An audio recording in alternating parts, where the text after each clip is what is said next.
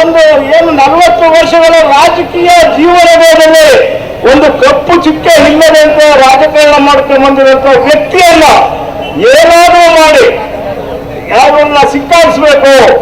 ಅವ್ರ ಉದ್ದೇಶ ಏನಪ್ಪ ಅಂತಂದ್ರೆ ಇವರೆಲ್ಲ ಮಾಡಿರುವಂತ ಹಗರಣಗಳಲ್ಲ, ಆ ಹಗರಣಗಳನ್ನ ಎತ್ತಿ ಎತ್ತಿ ಮಾತಾಡ್ತಿದ್ದಂತಹ ವ್ಯಕ್ತಿ ಸಿದ್ದರಾಮಯ್ಯ. ನಮ್ಮ ಹಗರಣಗಳನ್ನ ಎತ್ತಿ ನಮ್ಮನ್ನೆಲ್ಲ ತೇಜೋವಧೆ ಮಾಡ್ತಿರ್ತಕ್ಕಂಥ ಸಿದ್ದರಾಮಯ್ಯನ ಯಾವ್ದಾದ್ರು ಒಂದು ಹಗರಣದಲ್ಲಿ ಸಿಕ್ಕಾಕ್ಸಿ ಅವ್ರನ್ನು ತೇಜೋವಧೆ ಮಾಡಬೇಕು, ಸಭೆಗಳಲ್ಲಿ ಜನರ ಮುಂದೆ ಅವ್ರನ್ನ ಅವಮಾನ ಪಡಿಸ್ಬೇಕು ಅಂತ ನಾವು ಉದ್ದೇಶ ಇಟ್ಕೊಂಡು ಈ ಒಂದು ಹುನ್ನಾರವನ್ನ ಮಾಡ್ತಿರ್ತಕ್ಕಂಥದ್ದು. ಆ ಹುನ್ನಾರಕ್ಕೆ ಸಹಕಾರಿಯಾಗಿ ನಿಂತಿರ್ತಕ್ಕಂತಹ ಈ ರಾಜ್ಯಪಾಲರು ಅವರ ಒಂದು ಪ್ರಜಾಪ್ರಭುತ್ವವನ್ನ ಉಳಿಸೋದಕ್ಕೆ ಆ ಸಂಸತ್ ಏನು ನಮ್ಮ ಒಂದು ಸಂವಿಧಾನ ಇದೆ, ಆ ಸಂವಿಧಾನದ ಆಶಯಗಳಂತೆ ಸರ್ಕಾರ ನಡೀತದೋ ಇಲ್ಲವೋ ಅಂತ ಒಂದು ಜವಾಬ್ದಾರಿಯನ್ನ ನೋಡ್ಕೊಳ್ಳೋದಕ್ಕೆ ನೇಮಿಸಿರ್ತಕ್ಕಂತಹ ರಾಜ್ಯಪಾಲರು ಅವುಗಳನ್ನೆಲ್ಲ ಗಾಳಿ ತೂರಿ ಒಂದು ಪಕ್ಷದ ಏಜೆಂಟ್ ಆಗಿ ಕೆಲಸ ಮಾಡ್ತಾ ಇದ್ದಾರೆ. ಅದರ ಜೊತೆಗೆ ಇತ್ತೀಚೆಗೆ ಅವ್ರ ಜೊತೆ ಕೈ ಜೋಡಿಸಿರ್ತಕ್ಕಂತಹ ಈ ಜಾತ್ಯತೀತ ಮೊದಲು ತೆಗೀರಪ್ಪ ಅಂತ ನಾವು ಕೇಳಬೇಕಾಗ್ತದೆ. ಯಾವ ಜಾತ್ಯತೀತ ಜನತಾ ಪಕ್ಷ ಅಂತ ಇಟ್ಕೊಂಡಿದ್ದೀರಿ, ನಿಮಗೆ ಎಲ್ಲಿದೆ ಜಾತ್ಯತೀತ ಅಂತ ಹೇಳುವಂತ ಒಂದು ನೈತಿಕತೆ ನಿಮಗಿದ್ರೆ ನೀವು ಆ ಒಂದು ಜಾತಿವಾದಿ ಪಕ್ಷದ ಜೊತೆ ನೀವು ನಿಕಟ ಸಂಪರ್ಕವನ್ನ ಹೊಂದಬಾರ್ದಿತ್ತು. ಅದನ್ನು ಹೊಂದಿದ ನಂತರ ನಿಮ್ಮ ಜಾತಿವಾದಿ ಏನು ಈ ಜಾತ್ಯತೀತ ಅನ್ನೋ ಒಂದು ಪದವನ್ನ ನೀವು ತೆಗಿಬೇಕು. ನಿಮ್ಮ ಒಂದು ಏನು ಈ ಕುಟುಂಬ ರಾಜಕಾರಣವನ್ನ ನೀವು ಮಾಡ್ಕೊ ಬರ್ತಾ ಇದ್ದೀರಿ, ನಿಮ್ಮ ಕುಟುಂಬ ರಾಜಕಾರಣವನ್ನ ಎಲ್ಲಿ ಈ ಸಿದ್ದರಾಮಯ್ಯನ ಮುಂದುವರಿಯಾಕ್ಬಿಟ್ರೆ ಈ ಕುಟುಂಬ ರಾಜಕಾರಣ ಅಂತ್ಯ ಮಾಡ್ತಾರೆ ಅಂತ ಒಂದು ಭಯದಿಂದಾಗಿ ಈ ಎಲ್ಲಾ ಕಾರ್ಯಕ್ರಮಗಳನ್ನ ನೀವು ಮಾಡ್ತಾ ಇದ್ದೀರಿ. ಆದರೆ ಸಿದ್ದರಾಮಯ್ಯ ಒಪ್ಪಂಟಿಯಲ್ಲ. ಸಿದ್ದರಾಮಯ್ಯನಿಂದ ಈ ಶೋಷಿತ ಸಮುದಾಯಗಳ ಒಂದು ಪಡೆನೇ ಇದೆ ಅಂತ ಅನ್ನೋದನ್ನ ಈಗಾಗಲೇ ಮನವರಿಕೆ ಮಾಡಿಕೊಟ್ಟಿದ್ದೇವೆ.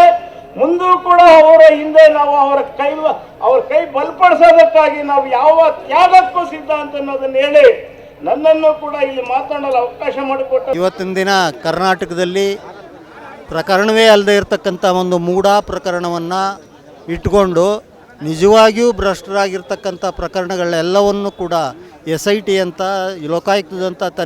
ಲೋಕಾಯುಕ್ತ ತನಿಖಾ ಸಂಸ್ಥೆಗಳಿಗೆ ನೀಡಿರ್ತಕ್ಕಂಥ ಕೇಸುಗಳನ್ನು ತಮ್ಮ ಪಕ್ಕಕ್ಕಿಟ್ಟು ಕೇವಲ ಸಿದ್ದರಾಮಯ್ಯನವರ ಮೇಲೆ ಬಂದಂಥ ಖಾಸಗಿ ದೂರಿನ ಆಧಾರದ ಮೇಲೆ ಏನು ತನಿಖೆಗೆ ಮತ್ತು ಆ ಪ್ರಾಸಿಕ್ಯೂಷನ್ಗೆ ಅನುಮತಿಯನ್ನು ಕೊಟ್ಟಿದ್ದಾರೆ. ಇದನ್ನು ವಿರೋಧ ಮಾಡಿ ರಾಜ್ಯಪಾಲರ ಈ ಕುತಂತ್ರದ ಹಿಂದೆ ಕೇಂದ್ರ ಸರ್ಕಾರದ ನರೇಂದ್ರ ಮೋದಿ ಮತ್ತು ಅಮಿತ್ ಶಾ ಅವರ ಒಂದು ಕುಮ್ಮಕ್ಕಿದೆ. ಅವರ ಕೈಗೊಂಬೆಯಾಗಿ ಇವರು ಈ ಕೆಲಸಗಳನ್ನು ಮಾಡ್ತಿದ್ದಾರೆ. ಆ ಕಾರಣಕ್ಕಾಗಿ ಅವರ ರಾಜ್ಯಪಾಲರ ನಡೆಯನ್ನು ಖಂಡಿಸಿ ಪ್ರಜಾಪ್ರಭುತ್ವ ಮತ್ತು ಸಂವಿಧಾನ ಮುಖವಾಗಿ ಆಡಳಿತ ನಡಿಬೇಕು ಅಂತಕ್ಕಂಥ ಒಂದು ಒತ್ತಾಯವನ್ನು ಮಾಡೋದ್ರ ಜೊತೆಗೆ ನೋಡಿ ಎಷ್ಟರ ಮಟ್ಟಿಗೆ ಅನ್ಯಾಯ ಮಾಡ್ತಿದ್ದಾರೆ ಅಂತ ಹೇಳಿದ್ರೆ ನೋಡಿ ಮಲ್ಲಿಕಾರ್ಜುನ್ ಖರ್ಗೆ ಅವ್ರ ಮೇಲೆ ಕೊಟ್ಟಿರ್ತಕ್ಕಂಥ ಒಂದು ದೂರನ್ನ ಅದರ ಮಾಹಿತಿ ಕೊಡಿ ಏನಾಗಿದೆ ಅಂತ ಹೇಳಿ ಸೆಕ್ರೆಟ್ರಿ ಕಳಿಸ್ತಾರೆ ಇದೇ ನಮ್ಮ ರಾಜ್ಯಪಾಲರು.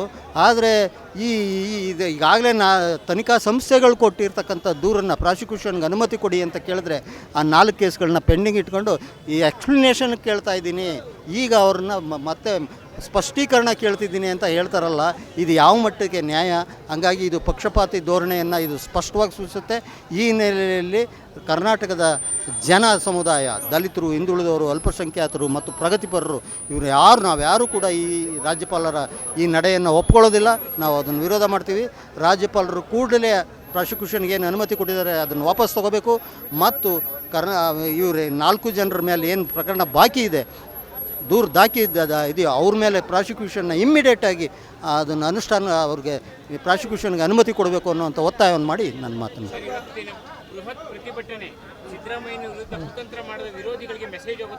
ಖಂಡಿತವಾಗಿ ಹೋಗುತ್ತೆ. ಇದು ಇಷ್ಟಕ್ಕೆ ನಿಲ್ಲಲ್ಲ. ಈ ಮೆಸೇಜ್ ಪ್ರತಿ ಹಳ್ಳಿಗೂ ಹೋಗುತ್ತೆ. ಹಳ್ಳಿನಲ್ಲೂ ಕೂಡ ಇದರ ಪರವಾಗಿ ನಮ್ಮ ಇವತ್ತಿನ ಹೋರಾಟದ ಏನು ಮುಖ್ಯ ಅಂಶಗಳಿದ್ದಾವೆ ಅದನ್ನು ಹಳ್ಳಿಯಲ್ಲಿ ಜನ ಮಾತನಾಡುವಂಗೆ ಜಾಗೃತಗೊಳಿಸ್ತಕ್ಕಂಥ ಕೆಲಸಗಳನ್ನು ನಾವು ಮಾಡ್ತೀವಿ. ದಲಿತಳು ಇದು ಡೆಫಿನೆಟಾಗಿ ಆಗುತ್ತೆ.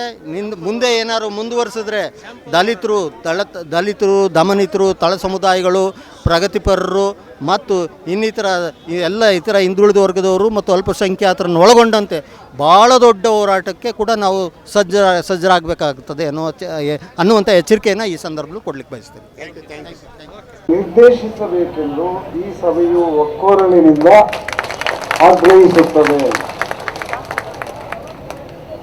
ಮೂರನೇ ನಿರ್ಣಯ ಮತ್ತು ಈ ಪ್ರತಿಭಟನಾ ಸಭೆಯ ಆಶಯವಾಗಿ ಇದೆ: ಸಾಮಾಜಿಕ ನ್ಯಾಯದ ವಿರುದ್ಧ ಸಂಘಟಿತ ದಾಳಿ ನಡೆಸಿ ಸಾಮಾಜಿಕ ನ್ಯಾಯ ತತ್ವಗಳನ್ನು ಕಾರ್ಯಕ್ರಮಗಳನ್ನು ಧ್ವಂಸ ಮಾಡಲು ಉದ್ದೇಶಿಸಿರುವ ಜಾತಿವಾದಿ ಕೋಮುವಾದಿ ರಾಜಕಾರಣದ ವಿರುದ್ಧ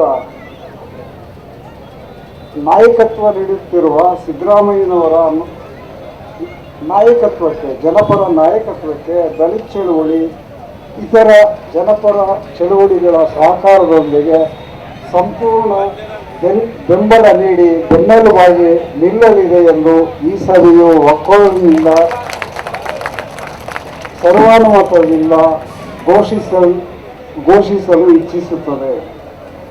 ಎಲ್ಲರಿಗೂ ಧನ್ಯವಾದಗಳು.